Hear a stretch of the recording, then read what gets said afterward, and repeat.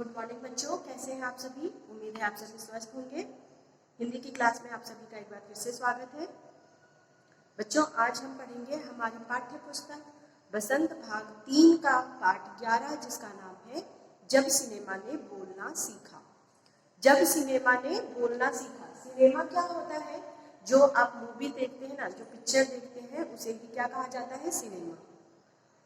तो इस पाठ का नाम जब सिनेमा ने बोलना सीखा ऐसा क्यों रखा गया है, इस पे पहले चर्चा करते हैं। उसके बाद हम इस पाठ का शब्दार्थ जानेंगे और फिर इस पाठ का सार जानेंगे। ओके, तो बच्चों, जब ये इस पाठ के पहले लेखक जो हैं वो है प्रदीप तिवारी। इस पाठ में हमें ये बताया गया है कि किस तरह पहले जो पिक्चरें होती थी वो कैसी होती थी, जो फिल्में होती थी वो कैसी होती थी। उसमें दैहिक अभिनय हुआ करता था। दैहिक अभिनय का मतलब क्या होता है? दैहिक अभिनय वो होता है जिसमें हम अपने शारीरिक अंगों का प्रयोग करके अपनी बात को दर्शकों के सामने रखते हैं। उसे मूक फिल्म भी कहा जाता है। मूक फिल्म मतलब आपको उसमें बोलना नहीं है, सिर्फ आपको अभिनय करके अपनी बात सामने वाले को समझाना है। तो इसी तरह से जो है पहले फिल्में हुआ करती थी, लेकिन सबसे पहली जो फिल्म बोलती हुई बनी या सबाक फिल्म बनी वो थी कौन सी? आलम आरा। और इस पाठ में आलम आरा फिल्म के बारे में ही बताया गया है कि ये पिक्चर कब और कैसे बनी और किससे प्रेरित होकर किसने ये फिल्म बनाई। ये इस पाठ के सार में मैं आपको समझाऊंगी। थोड़ा सा संक्षिप्त में मैंने आपको ये बताया कि सबाक या इस पाठ का नाम सिनेमा ने बोलना सीखा क्यों रखा गया, क्योंकि सबसे पहले जो फिल्म बनी, बोलती हुई फिल्म बनी, उसी के कारण जो है इस पाठ का नाम सिनेमा ने जब बोलना सीखा रखा।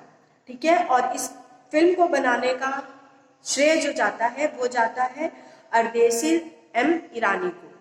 ठीक है, और फिल्म कौन सी थी? आलम आरा। आपको सभी को मालूम होगा कि पहली फिल्म जो थी वो कौन सी थी? भारतेंदु हरिश्चंद्र। ठीक है, और बोलती फिल्म जो थी वो थी आलम आरा। ओके, तो चलिए पहले इस पाठ के जो कठिन शब्दार्थ है वो जान लेते हैं। यहाँ मैंने कठिन शब्दार्थ लिखे हुए हैं, चलिए इसको समझ लेते हैं। पहला है सबाक फिल्म। सबाक का मतलब होता है बोलती हुई फिल्म, ऐसी फिल्म जिसमें आवाज आती है। ठीक है, सजीव का मतलब होता है जीवधारी या जीवित। मुर्दा का मतलब होता है मरा हुआ। दौर का मतलब होता है युग। पटकथा का मतलब होता है फिल्म नाटक की कहानी। अर्थात पटकथा क्या होती है? जब भी हम किसी फिल्म या किसी नाटक का लिखित रूप रखते हैं तो उसे ही कहा जाता है पटकथा। ओके, संवाद। संवाद का मतलब होता है बोल। जो उसमें डायलॉग होते हैं उसको संवाद कहा जाता है, या जो उसमें अभिनय करने वाले लोग जो होते हैं वो जो बातचीत करते हैं एक दूसरे से, उसको ही कहा जाता है संवाद। फिर आता है वक्त। वक्त का मतलब होता है समय। पार्श्व गायक। पार्श्व गायक का मतलब होता है, आप लोगों ने देखा होगा कि फिल्म जो बनती है तो सिंगर अलग, जैसे सोनू निगम है ना, नेहा कक्कड़, ये लोग आपको फिल्म में नहीं दिखाई देंगे, लेकिन वो पर्दे के पीछे से गाना गाते हैं, है ना, तो नायक और नायिका के लिए। तो यही क्या कहलाता है? पार्श्व गायक। जब कोई पर्दे के पीछे से उसको गाता है, मतलब पर्दे के पीछे से मतलब क्या है कि वो सामने प्रत्यक्ष ना आकर के कहीं पीछे से बिना दिखे जब वो गाना गाता है तो उसे ही कहा जाता है पार्श्व गायक। सक्रिय का मतलब होता है गतिशील या क्रियाशील। विनम्र का मतलब होता है सरल या सीधा। केश सज्जा। केश सज्जा का मतलब होता है जो हम अपने बालों का अलग अलग हेयर स्टाइल बनाते हैं ना, कोई जुड़ा अलग तरीके का बनाता है, कोई पफ बनाता है, कोई फुल फ्रंट चोटी बनाता है, कोई हाफ चोटी बनाता है फ्रेंच में ही, और कुछ साइड से बनाते हैं। तो ये क्या है? केश सज्जा। ठीक है, अलावा का मतलब होता है सिवाय। कृत्रिम का मतलब होता है बनावट, बनावटी या आर्टिफिशियल। खिताब का मतलब होता है उपाधि या सम्मान।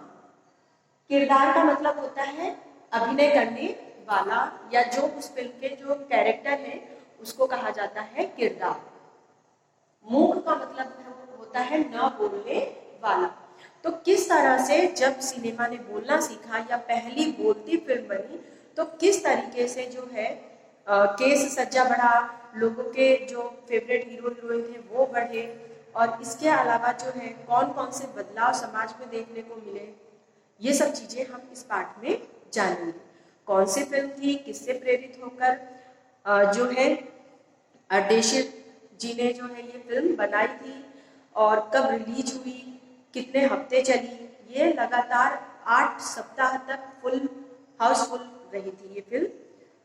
और 14 मार्च 1931 को मुंबई को जिसे कि फिल्म सिटी कहा जाता है, उसमें वहां के मैजेस्टिक सिनेमा हॉल में ये फिल्म रिलीज हुई थी। ओके, 10,000 फुट जो है ये फिल्म थी। रील होता है ना, आप लोगों ने जब भी फिल्म देखा होगा तो फिल्म की शुरुआत में आता है कि कितनी कौन सी फिल्म है, किसने निर्देशित की है, कितने घंटे की है ना, ये सब चीजें।